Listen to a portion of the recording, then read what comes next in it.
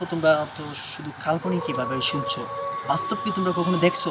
তো চলো আজকে তোমাদের বাস্তব সেই রহস্যটুকুই আমি তোমাদেরকে দেখাবো।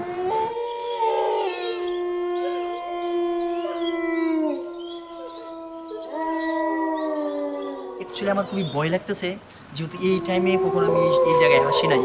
এখানে ঢোকা কিন্তু সম্পূর্ণ নিষেধ, তো বাইরে দেখাও আছে নিষেধ। তো আজকে আমার বিশ্বাস করেন আমার ভিতরে অন্যরকম একটা এক্সাইটেড কাজ করতেছে, তা আমি আপনাদের সাথে বলে কোনো সময় প্রকাশই করতে পারতেছি না।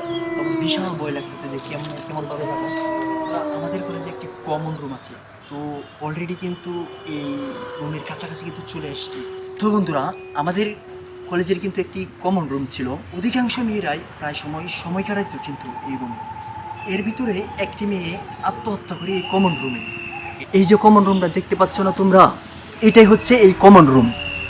নুপুরের সাউন্ড, সরি আই এম বন্ধুরা, আমার ভীষণ ভয় করতেছে, কীরকম যেন একটা সাউন্ড আসছে।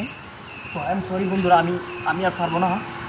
হয়তো বা শুনতেই পাচ্ছেন এরকম একটা উপরে মেয়েদের নুপুরের সাউন্ড আসতেছে।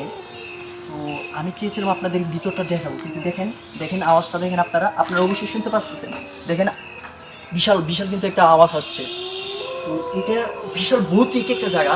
তো আমি ঢুকার অনেক চেষ্টা করে ঢুকছি। মানে আমি এখন আমার বলার মতো কোনো ভাষা নাই। মানে বন্ধুরা, তোমরা হয়তো খুব ফানি মনে করতে পারো, কিন্তু বিশ্বাস করো আমার ভিতরে কিন্তু প্রচুর ভয় কাজ করতেছে। এরকম ভয় কাজ করতেছে যে কি বলবো। এখানে আমার অবস্থা দেখে তো হয়তো আপনারা বুঝতেই পারতেছেন, মানে বিশাল বিশাল ভয় করতেছে।